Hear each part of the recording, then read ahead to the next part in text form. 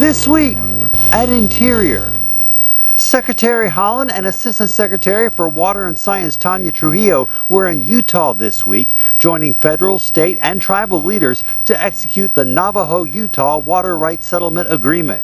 The agreement was approved by Congress in 2020, and it's funded by President Biden's bipartisan infrastructure law. It affirms the Navajo Nation's right to use 81,500 acre-feet of water per year from the San Juan River. The secretary then traveled to Nevada, where she announced significant policy and organizational updates to advance clean energy production on public lands and meet the Biden-Harris administration's goal of a net zero economy by 2050.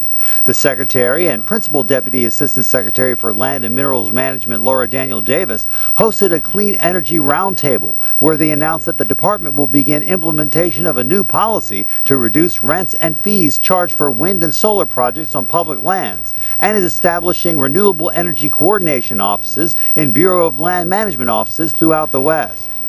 Interior this week announced a $33 million investment through the bipartisan infrastructure law to put people to work plugging, remediating, and reclaiming orphaned oil and gas wells in national parks, national forests, national wildlife refuges, and on other public lands. 4 bureaus within the Departments of the Interior and Agriculture will address 277 high-priority polluting wells that pose threats to human health and safety, the climate, and wildlife.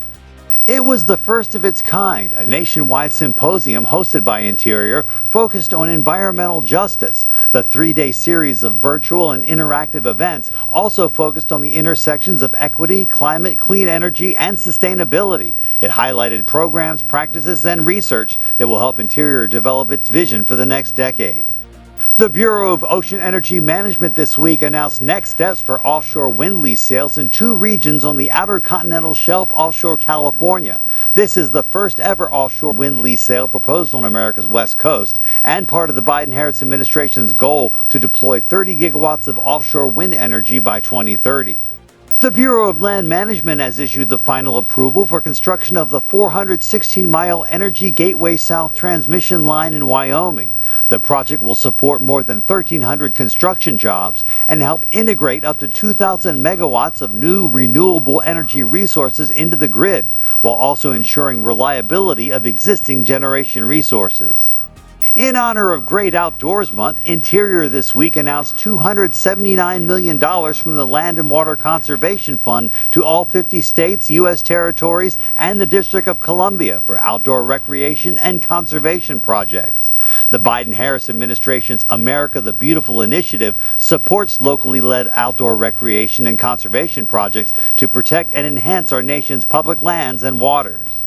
Assistant Secretary for Fish and Wildlife and Parks Shannon Estenos and National Park Service Director Chuck Sams visited both the Antietam and Monocacy National Battlefields and the Historic Preservation Training Center in Frederick, Maryland this week.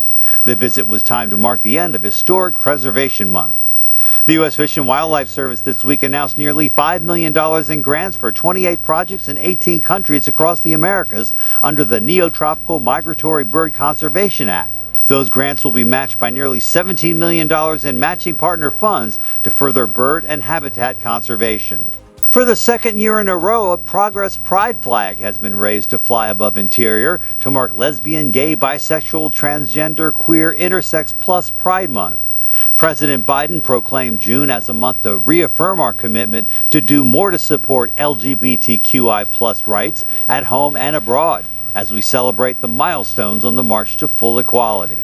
And our social media picture of the week comes from the nation's capital, where the Lincoln Memorial turned 100 years old this week.